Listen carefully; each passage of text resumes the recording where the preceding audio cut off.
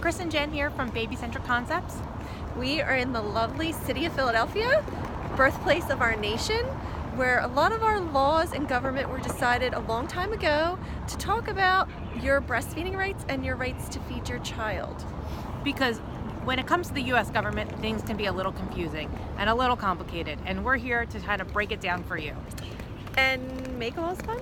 I don't know. Laws are not that fun. No. But when it comes to breastfeeding, you want to first think about your state rights. 49 states have laws when it comes to breastfeeding in public, and all those laws are broken down into many different areas. Indecency laws, breastfeeding laws in public, different laws. Puerto Rico has their own laws, Washington, D.C., the U.S. Virgin Islands. You can check us out at babycentricconcepts.com, and we'll have the links to what all the specific laws are in your area. So what we want you to know too is there are federal protections to protect your right to help feed your baby.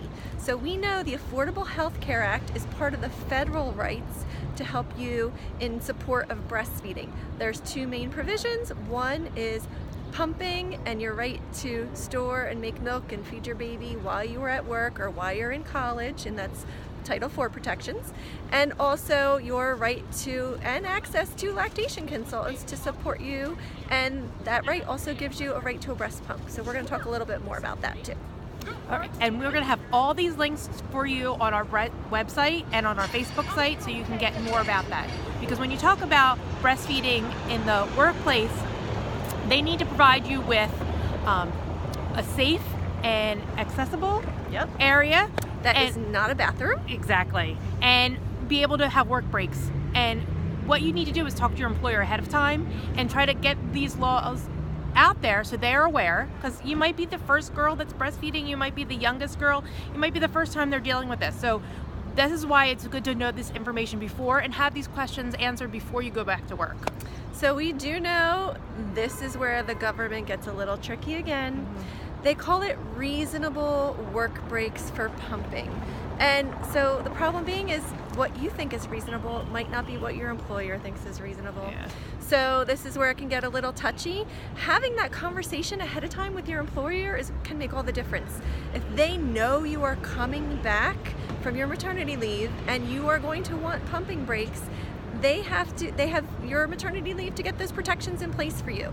And what you need to know is you have a right to not be seen by other employees while you are pumping. They need to provide you a private and secure location and clean to pump. And it has to be clean.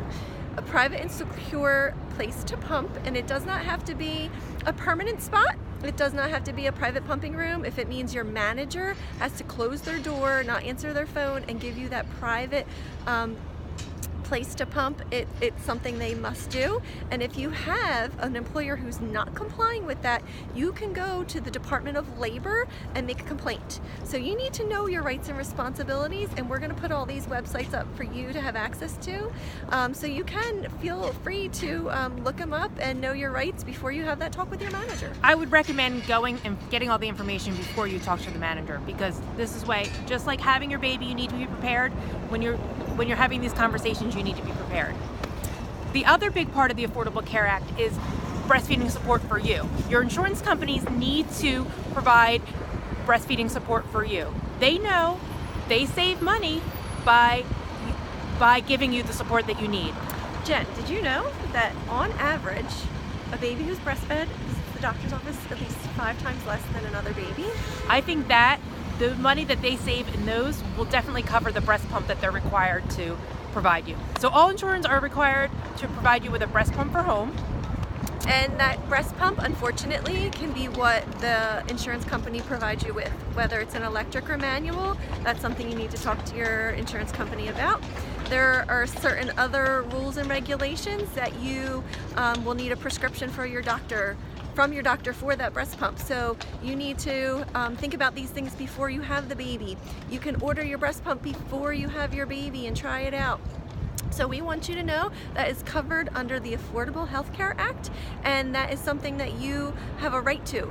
As a pregnant mom in this country, we are trying to find the best ways to do preventative health care. As nurses, we know that when you do preventative health care, not only are you saving the economy, you're actually saving your insurance companies, but you're also saving the health of your child and preventing a lot of unfortunate illnesses. If And the last thing you need to know is that besides a breast pump being covered from insurance, support at home isn't covered. You're entitled to visits from a lactation consultant, 1 prenatally, and 5, is it right, Yep. Chris? 5 after you deliver. So you're entitled, if it's not going, if Chris and I could not help you enough getting you prepared and something comes up, you have the right to a breastfeeding support when you get home. So it might be good to check out this stuff before you have the baby and be prepared. So what I recommend to new moms is your coverage can sometimes be in-network or out-of-network. And we know that insurance companies always prefer in-network providers, but you do not have to go with in-network providers. You are allowed to use an out-of-network lactation consultant, and they should cover the costs for that. Many insurance companies have this already built in. We know as lactation consultants, I might be in-network for 6 different insurance companies already.